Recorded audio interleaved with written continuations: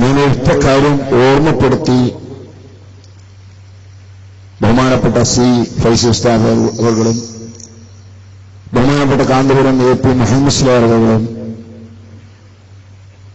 അതേപോലെ കട്ടിപ്പാറ ഉസ്താദ് അവர்களுം മറ്റു ഉസ്താദുമാരും ഒക്കെ എവിടെയുണ്ട് അവർക്ക് ഞാൻ വഴിമാറി കൊടുക്കുകയാണ്. നമ്മുടെ നേതൃത്വം നേരത്തെ നിങ്ങളെ കേൾപ്പിച്ചു. ബഹുമാനപ്പെട്ട നൂറുൽ ഉലമ MA ഉസ്താദ് അല്ലാഹു അവിടത്തേക്ക് ഇനിയും ആരോഗ്യവും ആയുസ്സും നൽകുമാറാവട്ടെ. സമസ്ത കേരള ജമിയത്തുൽ ഉലമയെ കുറിച്ച് ആധികാരികമായി പറയാൻ കഴിവുള്ള, അറിവുള്ള, അനുഭവമുള്ള ഒരേ ഒരു വ്യക്തി ഇന്ന് ലോകത്ത് ജീവിച്ചിരിപ്പുണ്ടെങ്കിൽ ബഹുമാനപ്പെട്ട MA ഉസ്താദ് അവറുകളാണ്. ബഹുമാനപ്പെട്ട ഉസ്താദ് അവറുകൾ കുറച്ച് വർഷങ്ങൾക്ക് മുമ്പ്, ഒരു 10 വർഷം മുമ്പായിരിക്കും, ഞാൻ ചെമ്മാട് നിൽക്കുമ്പോൾ യാദർശികമായി അവിടെ എത്തുകയുണ്ടായി. എത്തിയത് ബഹുമാനപ്പെട്ട സിദ്ദീഖ് ഹാജിയുടെ വീട്ടിലാണ്. സിദ്ദീഖ് ഹാജി ഫോൺ ചെയ്തിങ്ങനെ MA ഉസ്താദ് ഇവിടെ എത്തിയിട്ടുണ്ടെന്ന് പറഞ്ഞപ്പോ ഞാനവിടെ പോയി. അങ്ങനെ പള്ളിയിലേക്ക് ക്ഷണിച്ചു. കുട്ടികൾക്ക് ബറക്കത്തിനു വേണ്ടി സഹീഹുൽ ബുഖാരി ആദ്യ ഭാഗം ഒന്ന് വായിച്ചു കൊടുക്കണം. അങ്ങനെ മഹാനവറുകളെ സ്വീകരിക്കുകയും അവിടെ വന്ന് ബുഖാരിയുടെ ആദ്യ ഭാഗം കുട്ടികൾക്ക് വായിച്ചു കൊടുക്കുകയും വിശദീകരിച്ചു കൊടുക്കുകയും ഒക്കെ ചെയ്തു. അതിനുശേഷം ഞാൻ ഉസ്താദിനോട് പറഞ്ഞു, വരുന്ന ശൈഖന്മാരെ അങ്ങനെ പോയി കാണാത്ത ഒരാളാണ് ഞാന്.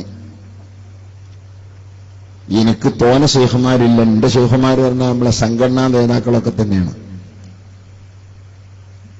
ബഹുമാനപ്പെട്ട താജുൽ ഉലമ അവരുടെ അരികിൽ നിന്ന് ഖാദിരിയത്തിന്റെ ചെറിയൊരു ദിക്ർ ഞാൻ വാങ്ങിയിട്ടുണ്ട്. വേറെയും 1-2 വാങ്ങി. ബഹുമാനപ്പെട്ട കാന്തപുരം ഉസ്താദിന്റെ അരികിൽ നിന്ന് ഇറാഖിൽ സിയാറത്ത് ചെയ്യുമ്പോൾ മഹാനായ ശൈഖ് അബ്ദുൽ ഖാദിർ ജീലാനി ഖദ്ദസല്ലാഹു സിറഹുൽ അസീസ് വനഫഅനാ ബിഹി ആമീൻ മഹാനവരുടെ ജാറത്തിന്റെ ഇകൽ അവിടത്തെ മുഖത്തിന്റെ ഭാഗത്ത് വെച്ച് ഉസ്താദിൽ നിന്നും ഖാദിരിയത്തുമായി ബന്ധപ്പെട്ട ചില ദിക്റും ഞാൻ വാങ്ങിയിരുന്നു. അപ്പൊ ഉസ്താദിനോട് ഞാൻ പറഞ്ഞു, ഉസ്താദിൽ നിന്നുള്ള എന്തെങ്കിലും ഇന്ന് എനിക്ക് കിട്ടണം. അതിപ്പോ ഇതുവരെ കിട്ടിയില്ല. അപ്പൊ എന്നോട് പറഞ്ഞു, ഞാൻ എന്ത് പറഞ്ഞുതരാൻ നിങ്ങൾക്ക്? എന്തായാലും തിരക്കില്ല, അവിടുത്തെ നാവിൽ നിന്ന് കിട്ടിയാൽ മതി. അപ്പൊ എന്നോട് പറഞ്ഞു, മഹാനായ പാങ്ങിൽ അഹമ്മദ് കുട്ടി മുസ്ലിയാർ നബറല്ലാഹു മഖ്ദഹു നഫഅനാ ബിഹി ആമീൻ അമലിൽ നിന്ന് കിട്ടിയ ഒരു ചെറിയ ദിക്ർ എന്റെ കയ്യിലുണ്ട്, അത് ഞാൻ പറഞ്ഞുതരാറുണ്ട്. അൽഹംദുലില്ലാഹ് അത് എനിക്ക് തരികയും ഞാനത് സ്വീകരിക്കുകയും ചെയ്തു. അപ്പൊ ഞാൻ ചോദിച്ചു, പാങ്ങിക്കാരിൽ നിന്ന് നേരിട്ട് കിട്ടിയെന്ന് പറഞ്ഞപ്പോ പാങ്ങിക്കാരനെ കണ്ടിട്ടുണ്ടോ എന്ന് ചോദിച്ചു. ഞാൻ കണ്ടിട്ടുണ്ട്. പാങ്ങിക്കാരിൽ നിന്ന് ചിലതൊക്കെ ഞാൻ വാങ്ങിയിട്ടുമുണ്ട്. ചെറിയ ഒരു ഉസ്താദിയത്വം ഉണ്ട്. ഇതാർക്കാണ് ഇന്നിവിടെ പറയാൻ കഴിയുക? 1946 പാങ്ങിൽ അവറുകൾ ഈ ലോകത്തോട് ഇവിടെ പറയുന്നത്. ആ വർഷത്തിൽ ബഹുമാനപ്പെട്ട MA ഉസ്താദ് സമസ്ത കേരള ജമിയത്തുൽ ഉലമയിൽ എത്തിയിട്ടുണ്ട്. അപ്പൊ ഞാൻ പറയുന്നത്, അത്രയും സമസ്തയുടെ ചരിത്രമറിയുന്ന, പാരമ്പര്യം കയ്യിലിരിക്കുന്ന ബഹുമാനപ്പെട്ട MA ഉസ്താദ് അവരാണ് ഇന്ന്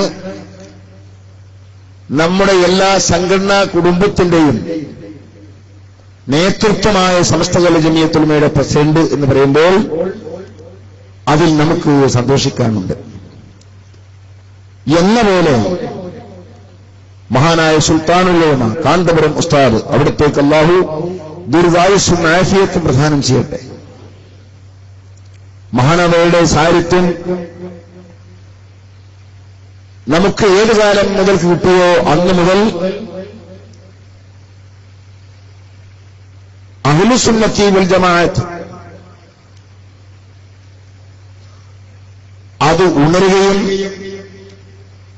അതൊരു വലിയ പ്രസ്ഥാനമായി തന്നെ ആരെയും ഭയപ്പെടേണ്ട ആവശ്യമില്ലാത്ത വിധം സ്വതന്ത്രമായി കൽപ്പോടെ നിലനിൽക്കുകയും ചെയ്തു എന്ന യാഥാർത്ഥ്യവും എല്ലാവർക്കും അറിയുന്ന കാര്യമാണ്. നാം ആരുടെയും മടിയിൽ ഒതുങ്ങേണ്ടവരല്ല. നമുക്ക് നമ്മുടേതായ കാഴ്ചപ്പാടുകൾ അത് സ്വതന്ത്രമാണ്. പരിശുദ്ധ ഇസ്ലാം കൂട്ടിച്ചേർക്കലും വെട്ടിക്കുറക്കലുമില്ലാത്ത ഇസ്ലാം, അതാണ് ഇസ്ലാമിന്റെ ഒറിജിനാലിറ്റി. ആ ഇസ്ലാമാണ് നബി സല്ലല്ലാഹു അലൈഹി വസല്ലം തങ്ങൾ 23 വർഷക്കാലയളവിൽ മഹത്തുക്കളായ സ്വഹാബത്തിന്റെ കയ്യിൽ ഏൽപ്പിച്ചത്. വിശ്വസ്തരായ സ്വഹാബയെ ഖിയാമത്ത് നാൾ വരെയുള്ള സമൂഹത്തിന് എത്തിച്ചു കൊടുക്കാൻ വേണ്ടി നബി തങ്ങൾ നിയോഗിച്ചതും അവരെ തന്നെയാണ്. അവർ വിശ്വസ്തരാണ്. നബി സല്ലല്ലാഹു അലൈഹി വസല്ലം തങ്ങളിൽ നിന്ന് കിട്ടിയ ദീൻ കാര്യങ്ങളിൽ ഒന്ന് ഒഴിഞ്ഞു പോവുകയോ വല്ല ഒന്നും അതിൽ കൂട്ടിക്കടത്തുകയോ അവർ ചെയ്യില്ല. അല്ലാഹുവും അല്ലാഹുവിന്റെ റസൂലും അവരെ വിശ്വസ്തരായി അംഗീകരിച്ചിട്ടുണ്ട്. പരിശുദ്ധ ഖുർആനും തിരുസുന്നത്തും അതിന് സാക്ഷിയാണ്. والسابقون الأولون من المهاجرين والأنصار والذين اتبعوهم بإحسان رضي الله عنهم ورضوا عنه. മുൻഗാമികൾ ആരാണവർ? മിനൽ മുഹാജിരീൻ, ഹബീബായ നബി സല്ലല്ലാഹു അലൈഹി വസല്ലം തങ്ങളോടുകൂടെ മക്കയിൽ നിന്ന് മദീനയിലേക്ക് പലായനം ചെയ്ത മുഹാജിറുകൾ. വൽ അൻസാർ, അവരവിടെ വരുമ്പോൾ അവർക്ക് ആവശ്യമായ എല്ലാ സഹകരണങ്ങളും ചെയ്തു കൊടുത്തവർ സഹായിച്ച മദീനക്കാരായ സ്വഹാബ അൻസാർ അവരും. വല്ലദീന തബഊഹും, അവരെ അനുധാവനം ചെയ്തവരും. എങ്ങനെയുള്ള അനുധാവനമല്ല, ബിഇഹ്സാൻ, പരമാർത്ഥമായി യഥാർത്ഥത്തിൽ ഉള്ള ആ വാക്ക് ചെറുതാണെങ്കിലും അത് വിശദീകരിക്കുകയാണെങ്കിൽ ഒരുപാട് അതിനർത്ഥങ്ങളുണ്ട്. ആ ഇഹ്സാൻ കൊണ്ട് അവരെ അനുധാവനം ചെയ്തവരും. റളിയല്ലാഹു അൻഹും, അല്ലാഹു അവരെ പൊരുത്തപ്പെട്ടിരിക്കുന്നു. വറളൂ അൻഹു, അവർ അല്ലാഹുവിനെ ഇങ്ങോട്ടും പൊരുത്തപ്പെട്ട കൂട്ടരാണ്. അപ്പൊ സ്വഹാബത്തും അവരെ ഖിയാമത്ത് നാൾ വരെ അനുധാവനം ചെയ്തു പോകുന്ന ആ ശൃംഖലയും ഈ രണ്ട് വിഭാഗത്തെ കൂട്ടിയാണ് അഹ്ലു സുന്നത്തി വൽ ജമാഅ എന്ന് പറയുന്ന ജമാഅത്ത്. തങ്ങൾ സ്വഹാബത്തിന്റെ കയ്യിലേക്ക് കൈമാറിക്കൊടുത്ത പരിശുദ്ധ ദീനിന്റെ ഒറിജിനാലിറ്റി, അതാണ് സുന്ന. അതിന്റെ ആളുകളും വൽ ജമാഅ അത് അപ്പടി കൈമാറി സ്വീകരിക്കുകയും അത് വിശുദ്ധമായി തന്നെ അടുത്ത തലമുറക്കും അവർ അതുപോലെ അവരെ അടുത്ത തലമുറക്കും അങ്ങനെ വിശ്വാസത്തിൽ നിന്ന് വിശ്വാസത്തിലേക്ക് അല്ലെങ്കിൽ വിശ്വസ്തരിൽ നിന്ന് വിശ്വസ്തരിലേക്ക് കൈമാറിപ്പോന്ന അല്ലെങ്കിൽ കൈമാറിക്കൊടുത്ത ആ ജമാഅത്തും ജമാഅത്തു സ്വഹാബത്തി വമൻ തബിഅഹും ബിഇഹ്സാൻ റളിയല്ലാഹു അൻഹു, ഈ ജമാഅത്ത് അതാണ് അഹ്ലു സുന്നത്തി വൽ ജമാഅ. ഖിയാമത്ത് നാൾ വരെയുള്ള ആ സമൂഹത്തെ അള്ളാഹു പൊരുത്തപ്പെട്ടവരാണ്. അള്ളാഹുവിനെ അവരും പൊരുത്തപ്പെട്ടവരാണ്. അവരെ കൂടെ നിൽക്കുന്നവരാണ് സത്വവാന്മാരെ കൂടെ നിൽക്കുന്ന ഒരു വിഭാഗത്തെ അള്ളാഹു പറയുന്നുണ്ട്. യാ അയ്യുഹല്ലദീന ആമനു തഖുല്ലാഹ്, ഓ മുഅ്മിനീങ്ങളെ നിങ്ങൾ അള്ളാഹുവിൽ സൂക്ഷ്മതയുള്ള പേടിയുള്ള അല്ലാഹുവിനെ പേടിക്കുന്ന മുത്തഖീങ്ങളാവണം. അത് നിങ്ങൾക്ക് സാധ്യമാകണമെങ്കിൽ ഉള്ള കാര്യമാണ് തൊട്ടു പിന്നിൽ പറഞ്ഞത് വകൂനൂ മഅസ് സ്വാദിഖീൻ. പരമസത്യവാന്മാരുടെ കൂടെ നിങ്ങൾ നിൽക്കണം. ഈ പരമസത്യവാന്മാർ ആരോടും വിധേയത്വമുള്ളവരല്ല, എന്നാൽ ആരോടും വിരോധവുമില്ല. പറയുന്നത് സത്യം, ആ സത്യം എവിടെയും പറയും. അതാണ് ഖുർആൻ പറഞ്ഞ് യാ അയ്യുഹല്ലദീന ആമനൂ, സത്യവിശ്വാസികളെ ഇത്തഖുല്ലാഹ്, നിങ്ങൾ മുത്തഖീങ്ങളാകണം. വകൂനൂ മഅസ് സ്വാദിഖീൻ, സത്യവാന്മാരുടെ കൂടെ നിങ്ങൾ നിൽക്കുകയും വേണം. അപ്പൊ എല്ലാ കാലത്തുമുള്ള മുഅ്മിനീങ്ങളോടുള്ള കൽപ്പനയാണ്. ഈ ആയത്തിറങ്ങുന്ന കാലത്തുള്ള മുഅ്മിനീങ്ങളോട് മാത്രമല്ല, ഖിയാമത്ത് നാൾ വരെയുള്ള മുഅ്മിനീങ്ങൾ.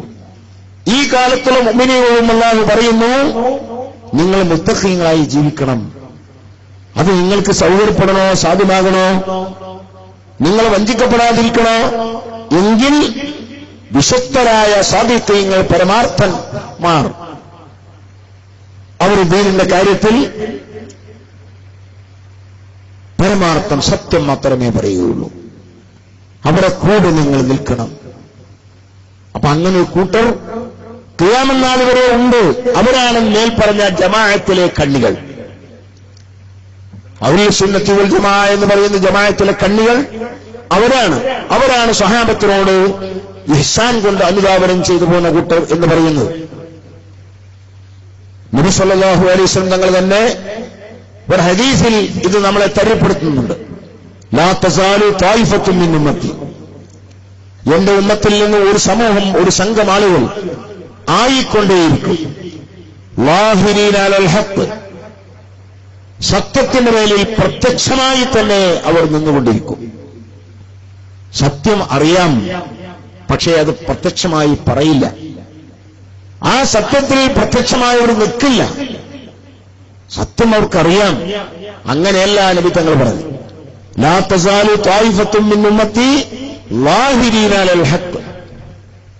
കാരണം അങ്ങനെ മനസ്സിൽ സത്യമുണ്ട്, പക്ഷേ അത് തുറന്ന് പറയില്ല എങ്കിൽ അവരെ അനുധാവനം ചെയ്യാൻ പറ്റില്ല, അവരെ വിശ്വസിക്കാൻ പറ്റില്ല. വിശ്വസിക്കണമെങ്കിൽ, അവരെ അനുധാവനം ചെയ്യാൻ പറ്റണമെങ്കിൽ ആ സത്യം, അറിഞ്ഞ സത്യം അവരത് തുറന്ന് പറയാൻ അവർക്ക് കഴിയണം. അങ്ങനെ തുറന്നു പറയുമ്പോ പല പ്രയാസങ്ങളും പ്രതിസന്ധികളും ബുദ്ധിമുട്ടുകളും വിഷമങ്ങളും ഒക്കെ വരും, അത് ഉറപ്പാണ്. അതുകൊണ്ടാണ് ഹബീബായ നബി തങ്ങളെ തൊട്ടു പിന്നിൽ പറഞ്ഞു, ലാ യദുർറുഹും മൻ ഖാലഫഹും, അവർക്കെതിൽ ആരൊക്കെ, മൻ എന്ന് പറഞ്ഞാൽ ഒരു വ്യക്തിയായാലും ശരി, ഒരു സമൂഹം ഒട്ടാകയാലും ശരി, ആര് എതിരിൽ വന്നാലും അതൊന്നും അവരുടെ ഈ പ്രവർത്തനത്തിന് തടസ്സമാകില്ല. അവരുടെ പ്രവർത്തനം മുന്നോട്ട് പോയിക്കൊണ്ടേയിരിക്കും. ഏതുവരെ ഇങ്ങനെ നടക്കും? ഹത്തായെത്തിയാന്നുള്ള ഖിയാമത്ത് നാൾ വരുന്നവരെ ഇങ്ങനെ തുടർന്നുകൊണ്ടിരിക്കുമെന്ന് ഹബീബായ നബി സല്ലല്ലാഹു അലൈഹി വസല്ലം പറഞ്ഞെങ്കിൽ ഇന്ന് നമുക്ക് സംശയിക്കാനില്ല. മഹാനായ നൂറുൽ ഉലമയും സുൽത്താനുൽ ഉലമയും നേതൃത്വം കൊടുക്കുന്ന നമ്മുടെ പണ്ഡിത സഭയും അവരെ തുറന്ന് നിൽക്കുന്ന ഈ സംഘടന കുടുംബവുമാണ് എല്ലാ നിലക്കും ആ ഹദീസിൽ പറഞ്ഞതിനെ അതിന്റെ ആളുകളായി നമുക്ക് കാണാൻ കഴിയുന്നത്. ഞാൻ അതിലേക്കൊന്നും കടക്കുന്നില്ല. അപ്പൊ ഞാൻ ഓർമ്മപ്പെടുത്തുന്നത്, അങ്ങനെയുള്ള ഒരു നല്ല നേതൃത്വം, ആ നേതൃത്വത്തിന്റെ കീഴിലാണ് നാം പ്രവർത്തിക്കുന്നത്. അതുകൊണ്ട് തന്നെ നമ്മുടെ പ്രവർത്തനം ഹൈറായ കാര്യങ്ങൾക്ക് വേണ്ടിയുള്ള പ്രവർത്തനമാണ്. അതേ ആയിക്കൂടും. പ്രധാനമായും രണ്ട് കാര്യം നമുക്കറിയാം. ഒന്ന് വിദ്യാഭ്യാസ പ്രവർത്തനം, അറിവ്. മനുഷ്യനെ മനുഷ്യനാക്കുന്ന അറിവാണ്. കേവലം അറിവ് എന്ന് പറഞ്ഞാൽ അറിവില്ലായ്മയെ അപേക്ഷിച്ച് അറിവിന് വലിയ സ്ഥാനമുണ്ട്. നബിയെ തങ്ങൾ ചോദിക്കുക, ഹൽ യസ്തവില്ലദീന യഅലമൂന വല്ലദീന ലാ യഅലമൂൻ, അറിവുള്ളവരും ഇല്ലാത്തവരും സമന്മാരാണോ? ഒരിക്കലുമല്ല. അറിവിന്റേതായ പ്രാധാന്യമുണ്ട്. പക്ഷേ ആ അറിവ് ഏത് തരത്തിലുള്ള അറിവായാലും അറിവിന് പ്രാധാന്യമുണ്ടെങ്കിലും എല്ലാ അറിവും മനുഷ്യനെ മനുഷ്യനാക്കാൻ പറ്റില്ല. മനുഷ്യനെ മനസ്സിലാക്കാൻ പറ്റുന്ന അറിവ് എന്ന് പറഞ്ഞാൽ മനുഷ്യനെ സംസ്കരിക്കുന്ന, സമുദ്ധരിക്കുന്ന, മനുഷ്യന്റെ ആത്മാവിന് ശുദ്ധി പകർന്നു കൊടുക്കുന്ന ആ അറിവാണ്. ഭൗതികമായ ലോകത്ത് പല അറിവുകളും ഉണ്ട്. അത് ഭൗതിക ലോകത്തിന്റെ ഗുണത്തിന് വേണ്ടിയുള്ള അറിവാണ്. ആ അറിവിനെ നാം നിഷേധിക്കുന്നില്ല, അതിനെ നാം എതിർക്കുന്നില്ല. ആ അറിവുകളിൽ നമുക്ക് അനുവദിക്കപ്പെട്ടതൊക്കെ ആകാം.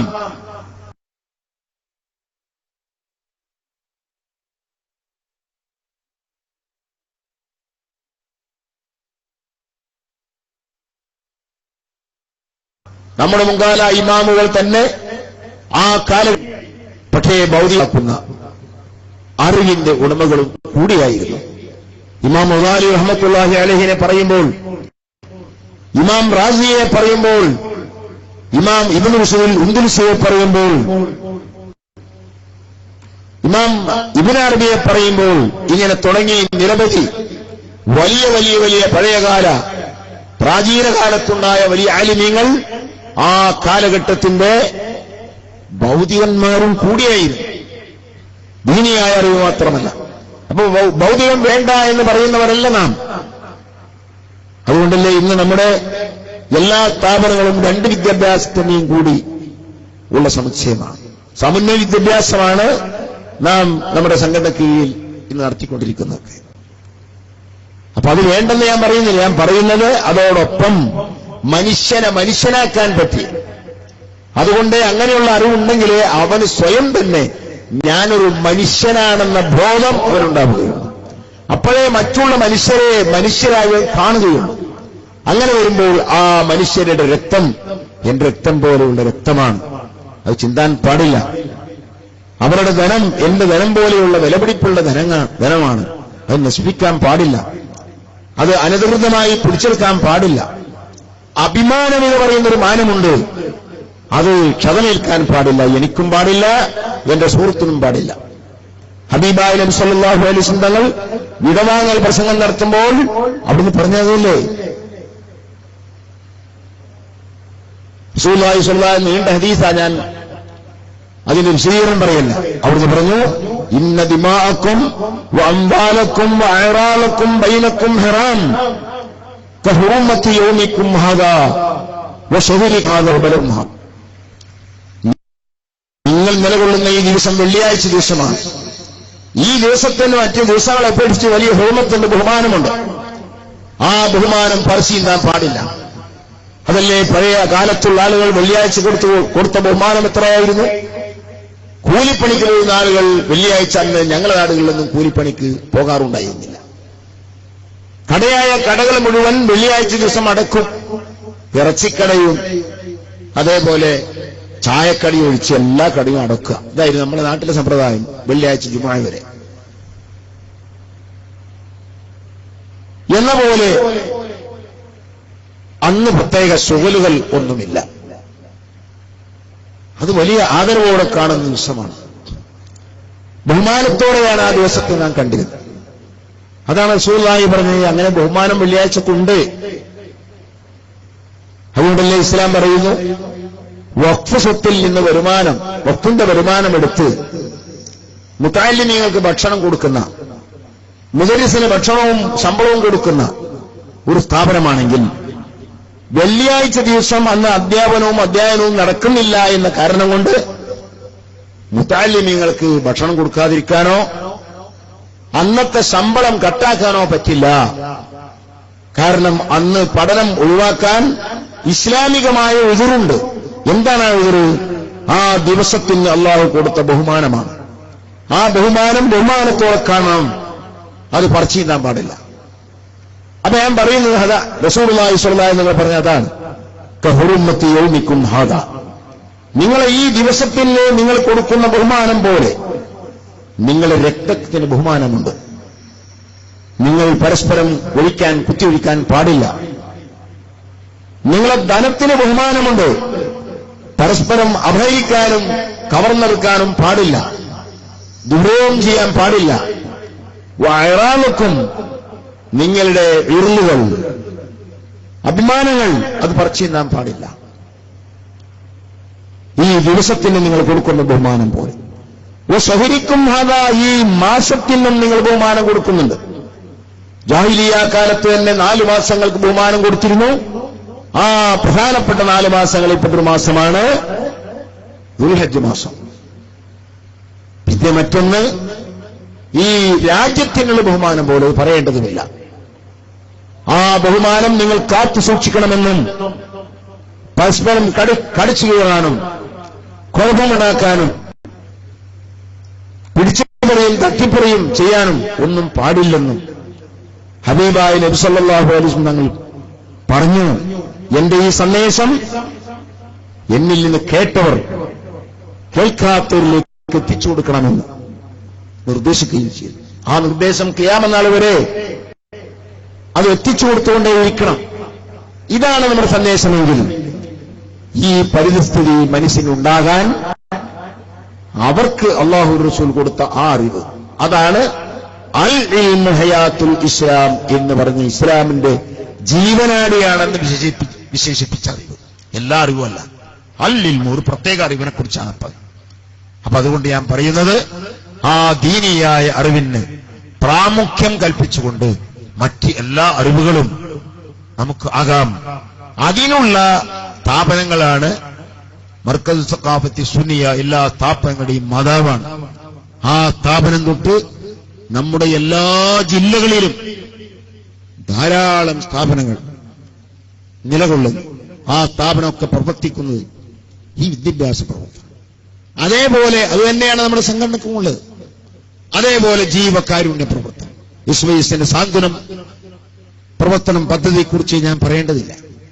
ഇങ്ങനെയുള്ള നല്ല കാര്യങ്ങൾ ആരാലും സ്വീകരിക്കപ്പെടുന്നതും ആരും പുകഴ്ത്തി പറയുകയുമായ കാര്യങ്ങളാണ്.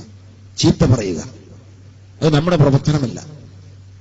മറ്റുള്ളവരെ കുറ്റം ഉള്ളതായാലും ഇല്ലെങ്കിലും അത് പറഞ്ഞുകൊണ്ടിരിക്കുക അത് നമ്മുടെ പ്രവർത്തനമല്ല. നാം പറയുന്നത് ഖൈറായിരിക്കണം. നാം ഒരു വാക്ക് പറഞ്ഞുപോയാൽ അത് നമുക്ക് ഗുണമോ ദോഷമോ എന്ന് ആലോചിച്ചു വേണം നാം പറയാൻ.